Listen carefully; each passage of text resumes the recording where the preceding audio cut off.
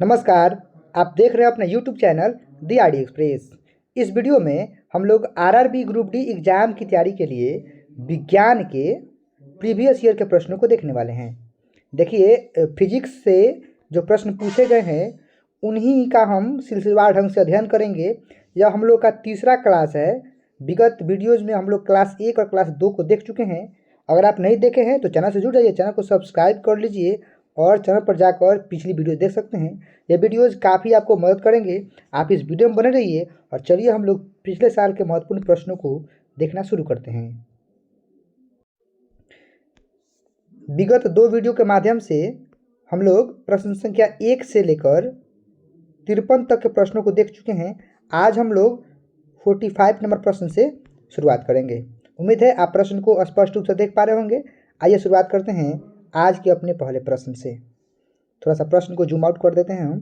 देखिए, पहला प्रश्न आपके सामने है आज का और पूरे अपने सीरीज का 54 नंबर क्वेश्चन है। कह रहा है कि जी जो कि गुरुत्वीय त्वरण होता है के मान की एसआई इकाई वही है जो डैश की एसआई इकाई है। देखिए, मैं आपको बता देना चाहता हूँ, दाब की एसआई क्या होता है? पास्कल होता है। संवेग तो द्रव्यमान गुने वेग होता है, तो केजी मीटर प्रति सेकेंड। वेग का वही होगा मीटर प्रति सेकेंड। रह गया त्वरण। अब देखिए, चूंकि यह जो छोटा जी है वह भी एक प्रकार का त्वरण ही है, ठीक है। वेग में परिवर्तन के दर को त्वरण कहते हैं और त्वरण का जो एसआई मात्रा क्या होता है? मीटर प्रति सेकेंड स्क्वायर होता है। तो जनरल त्वरण और गुरुत्वीय त्वरण दोनों की एसआई इकाई एक ही होती है, मीटर प्रति सेकेंड स्क्वायर। बाकी अगर बात करें गुरुत्वीय त्वरण छोटा जी के मान की तो होता है 9.8 मीटर पर सेकेंड स्क्वायर। इसे आपको ख्याल रखना चाहिए। उम्मीद है आप समझे होंगे। चलिए बढ़ते हैं प्रश्न संख्या 2 के साथ। सॉरी, आज के लिए प्रश्न संख्या 2 है, बाकी अपने सीरीज का 55 नंबर प्रश्न है। देखिए, दूसरा प्रश्न हम लोग के सामने है, न्यूटन मीटर स्क्वायर प्रति केजी स्क्वायर की इकाई क्या होती है? देखिए, मैं आपको बता देना चाहता हूँ कि यहाँ पर 4 ऑप्शन दिए गए हैं। आप ऑप्शन को एलिमिनेट करके आंसर की तरफ बढ़ सकते हैं। सबसे पहला दबाव है, जिसको हम लोग दाब से मानते हैं, प्रेशर से, तो इसका तो पास्कल होता है, तो ये तो होगा नहीं। चलिए, संवेग द्रव्यमान गुने वेग होता है, तो इसका हो जाएगा केजी मीटर प्रति सेकेंड, ये भी नहीं होगा।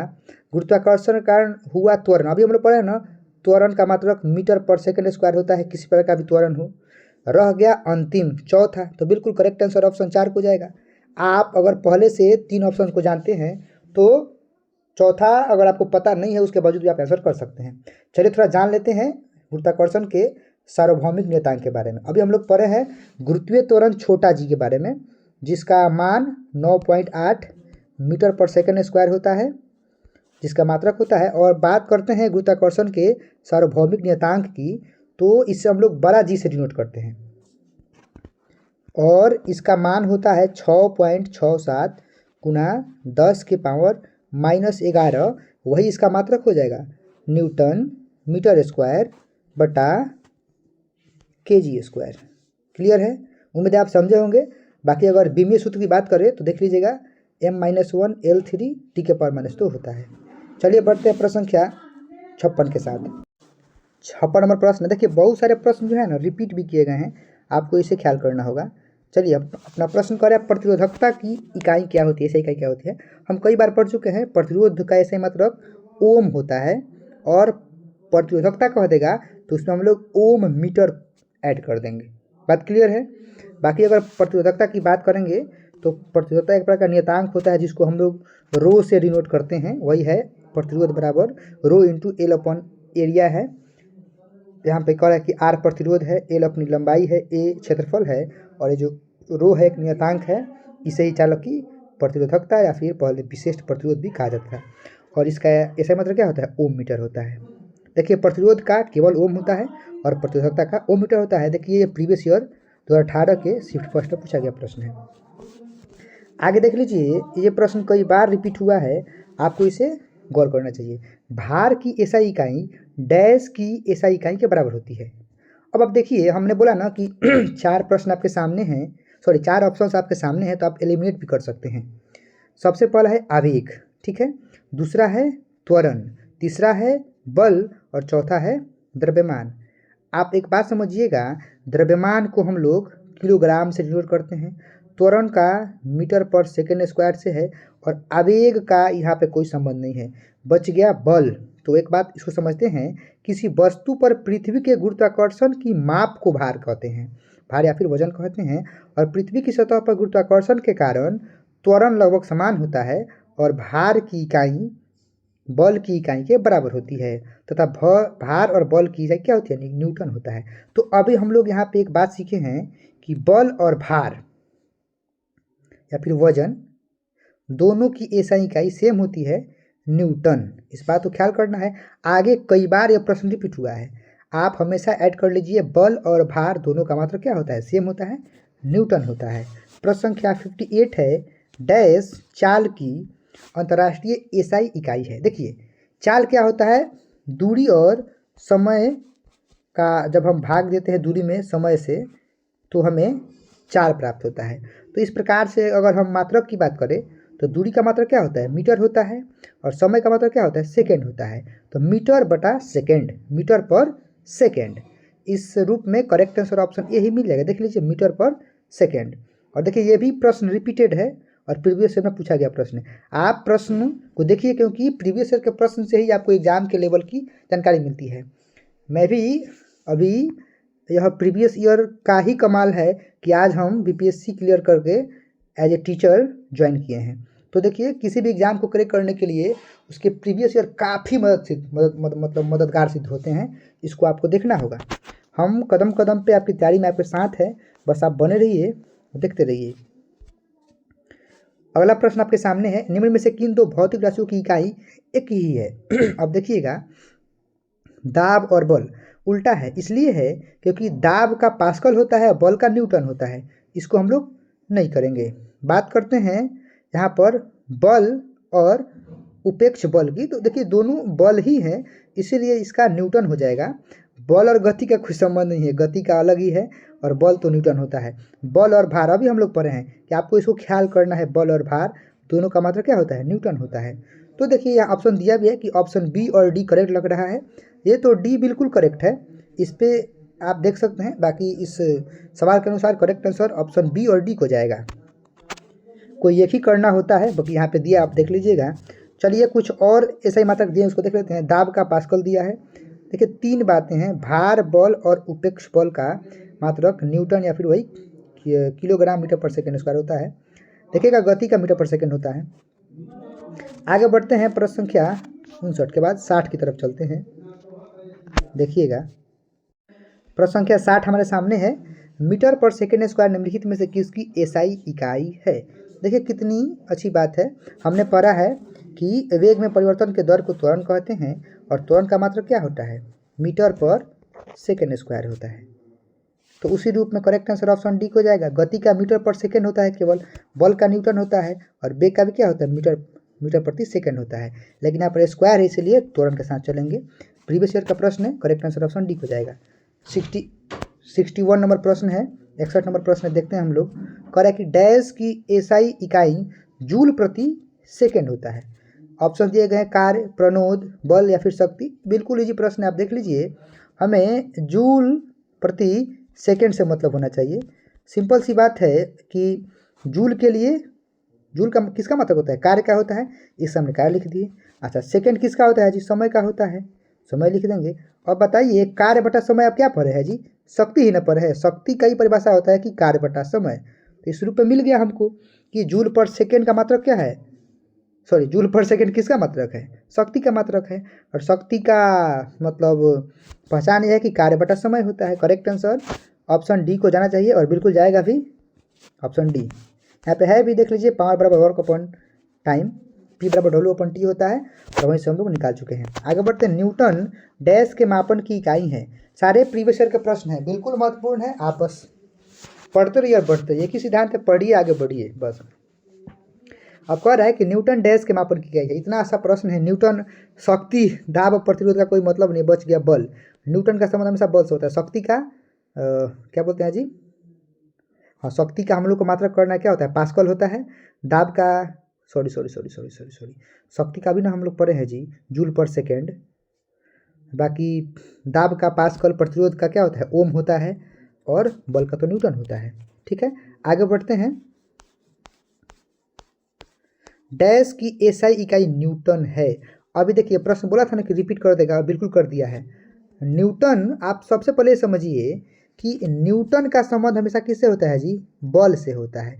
और कह रहा है ना कि किसका एसआई इकाई न्यूटन है, तो हम वहाँ चलेंगे जिस ऑप्शन में बल है। क्या यहाँ कहीं बल है? नहीं है। यहाँ बल है? नहीं है। यहाँ बल है? नहीं है। बस बल यहाँ पे है। तो बस आँख मूंदिए और करेक्ट आंसर ऑप्शन बी को लगाइए। और मैं बार बार बोल रहा हूँ कि जो भार होता है, वजन होता है और बल होता है, दोनों की एसआई इकाई समान होती है, न्यूटन होती है। पुनः रिपीट किया हुआ प्रश्न है, आप इस बात को ख्याल कीजिएगा। बस आप पढ़ते रहिए, आगे चलते हैं। बाकी बहुत सारी बात दी गई यहाँ पर देख लीजिएगा, वही बात है, छोटा जी का मान बता चुके हैं।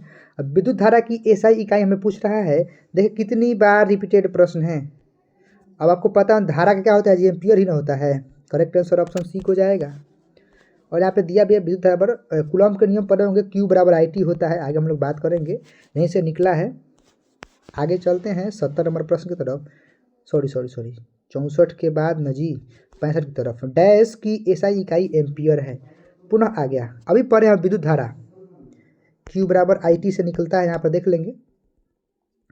तो विद्युत धारा की क्या होता है जी? एसआई इकाई एम्पियर होता है। बाकी अन्य की बात करें, विभवांतर का वोल्ट होता है, विद्युत आवेश का कूलम्ब होता है, प्रतिरोध का ओम होता है, ऐसे बनता है।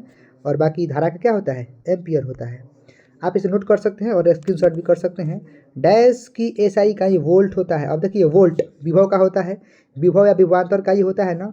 बाकी यहाँ पे ऑप्शन डी दिया गया है। प्रतिरोध का भी ओम पढ़े हैं आप, धारा के एम्पियर पढ़े हैं, विद्युत आवेश का कूलम्ब पढ़े हैं, तो बस ऑप्शन डी आपके साथ जाएगा, क्योंकि यहाँ पर क्या है? वोल्ट से मतलब है। और बाकी यही दिया है कि दो विभवों के बीच के दूरी को विभवांतर कहते हैं, जिसका ऐसा ही मतलब विभवांतर क्या होता है? विभवांतर कहते हैं, ऐसा मतलब वोल्ट होता है। चलिए कूलॉम्ब किसकी एसआई इकाई है? अभी हम लोग पढ़े हैं। कूलॉम्ब जो होता है वो किसका होता है जी? आवेश का होता है। करेक्ट आंसर ऑप्शन डी हो जाएगा। वही विद्युत प्रवाह विद्युत है तो एम्पियर हो जाएगा इसका। कूलॉम्ब है, विद्युत आवेश है तो इसका कूलॉम्ब होगा, जो कि अपना करेक्ट आंसर होने वाला है। विभवांतर का वोल्ट पढ़े हम लोग और प्रतिरोध का ओम पढ़े हैं।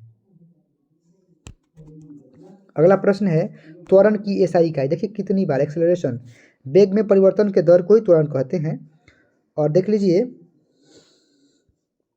इसकी एसआई इकाई क्या होती है? मीटर पर सेकेंड स्क्वायर होता है। करेक्ट आंसर कहाँ है जी? हाँ, ऑप्शन सी में है। आगे बढ़ते हैं 69 नंबर प्रश्न के साथ। निम्नलिखित में से कौन सी तापमान की एसआई इकाई है? देखिए सारे की सारे हैं, लेकिन अगर एसआई की बात करेंगे तो वो ऑप्शन केल्विन के साथ जाएगा कि तापमान की एसआई इकाई केल्विन है। अब देख लीजिए यहाँ पर थोड़ा सा इसका व्याख्या हम कर देते हैं। देखिए आप स्क्रीनशॉट भी कर सकते हैं, आपके काम की चीज़ है। अंतर्राष्ट्रीय पद्धति वही सिस्टम इंटरनेशनल डी यूनिट्स जो होता है एसआई मतलब का फुल फॉर्म में तापमान की इकाई केल्विन है। ठीक है, ताप का यह पैमाना लॉर्ड केल्विन द्वारा सन 1852 में प्रस्तुत किया गया था। इसमें बल के हिमांक को 273 केल्विन या फिर डिग्री और एब्सोल्यूट तथा क्वथनांक को 373 केल्विन माना गया है। इन दोनों के बीच की दूरी को 100 बराबर भागों में बांटा गया है। बाकी आपके काम की देख लीजिए। 69 के बाद 70 की तरफ चलते हैं। अब देखिए न्यूटन प्रति मीटर स्क्वायर की अंतर्राष्ट्रीय एसआई इकाई क्या है?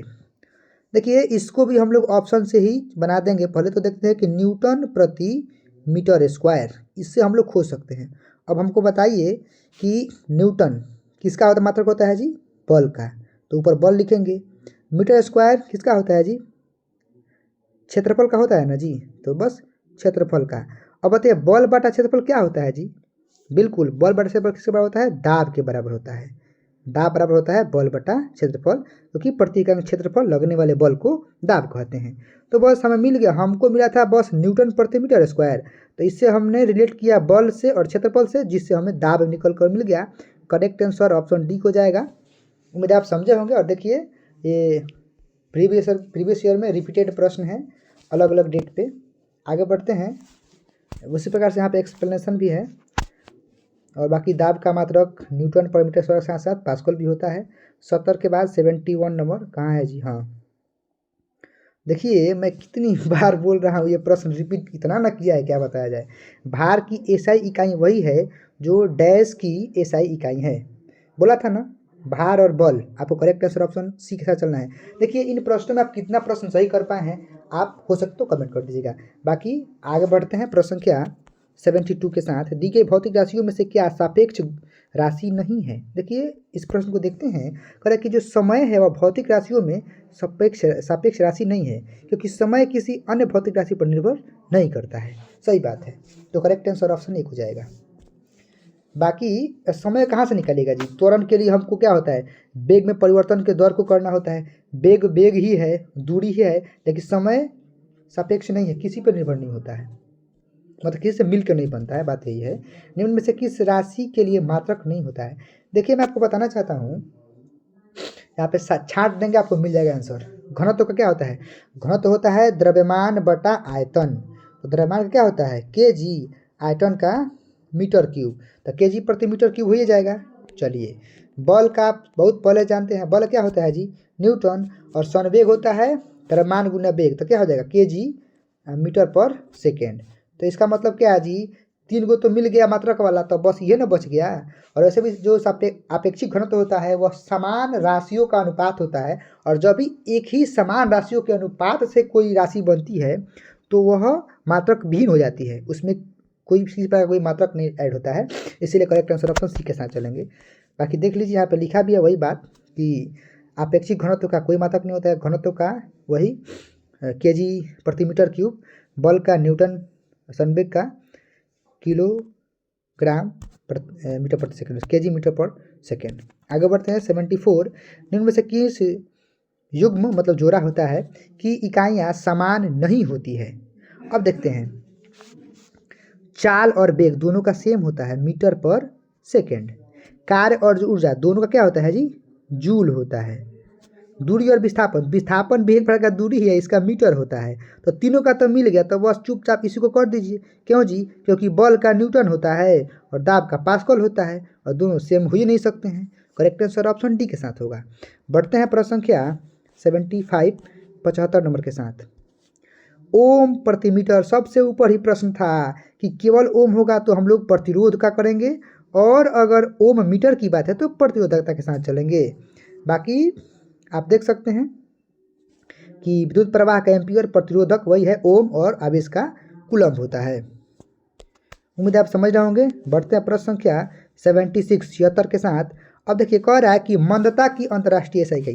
देखिए वेग में परिवर्तन की दर, अब वेग में परिवर्तन ऋणात्मक भी हो सकता है और धनात्मक भी हो सकता है। जब भी ऋणात्मक की तरफ मतलब परिवर्तन होगा तो उसी को हम लोग मंदन कहते हैं या फिर मंदता कहते हैं, और धनात्मक की होता क्या, उसको त्वरण कहते हैं। तो भाई पर किसी भी प्रकार का त्वरण होता है, और मात्रा क्या होगा मीटर पर सेकेंड स्क्वायर, जिसको हम लोग AM S का पावर -2 से भी डिनोट करते हैं। करेक्ट आंसर कहाँ है जी? ABC ऑप्शन डी के साथ चलेंगे, ऑप्शन डी के साथ चलेंगे। बाकी वो बात यहाँ पे लिखा है, आप देख सकते हैं, स्क्रीनशॉट कर सकते हैं। 74 नंबर है, निम्नलिखित में से किन दो युग्मों की SI इकाइयाँ समान हैं? अब देखिए भाई समान है कह रहा है ना, बल और दूरी का संबंध हो सकता है? बिल्कुल नहीं, बल का न्यूटन होता है, दूरी का मीटर होता है। संवेग और बल का कैसे हो जाएगा जी?